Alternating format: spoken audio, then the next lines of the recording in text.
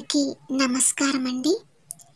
ఈరోజుటి వీడియోలో జీవకోటి ఆకలి తీర్చిన శాకాంబరీ దేవి గురించి తెలుసుకుందాము. నవరాత్రులలో ఒకరోజు అమ్మవారిని అనేక రకాల కూరగాయలతో ఫలాలతో శాస్త్ర ప్రకారం అలంకరించి శాకాంబరీ అవతారంగా కొలిచి దేవాలయాల్లో అర్చనలు జరుపుతూ ఉంటారు. అయితే శాకాంబరీ దేవిని ఆషాఢంలోనూ పూజిస్తారు. ఏరువాక పూర్ణిమ అంటే భూమిని దున్నటం ప్రారంభించే రోజు. పూర్వం ఈ రోజును పండుగలా చేసుకునేవారు. ఇప్పటికీ కొన్ని గ్రామాలలో ఈ పండుగను జరుపుకుంటూనే ఉన్నారు.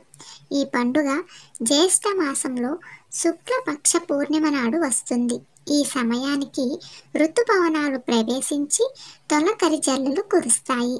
దీనితో వ్యవసాయ పనులు ప్రారంభమవుతాయి. జ్యేష్ఠ మాసం తర్వాత వచ్చే ఆషాఢ మాసంలో జగన్మాతను శాకాంబరీ దేవిగా పూజించడం ఆచారం.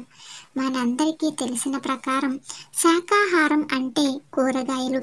వివిధ కూరగాయలతో అలంకరించి పూజిస్తాము కనుక ఈ తల్లిని శాకాంబరీ దేవి అంటాము.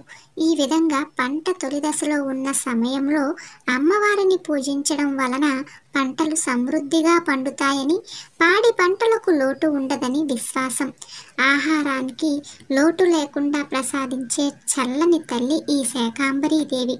మార్కండేయ పురాణంలో చండీ సప్తసతితో పాటు దేవి భాగవతంలో శాకాంబరీ దేవి గురించి ప్రస్తావన ఉంది.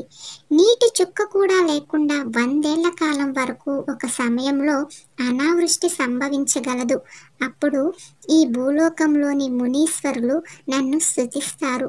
వారి కోరిక మేరకు నేను అయోనిజనై అవతరిస్తాను. నా శతనయనాలతో చూస్తూ లోకాలను కాపాడుతాను. అప్పుడు ప్రజలందరూ నన్ను శతాక్షీదేవిగా కీర్తిస్తారు. ఆ తర్వాత నా దేహం నుండి శాకములను పుట్టించి మళ్ళీ వర్షాలు పడేంత వరకు ప్రజలు ఆకలి తీర్చి ప్రాణాలను రక్షిస్తాను. అందువల్లనే నేను శాకాంబరీ దేవిగా ప్రసిద్ధి పొందుతానని అమ్మవారు చెప్పినట్టుగా పురాణాల్లో ఉంది.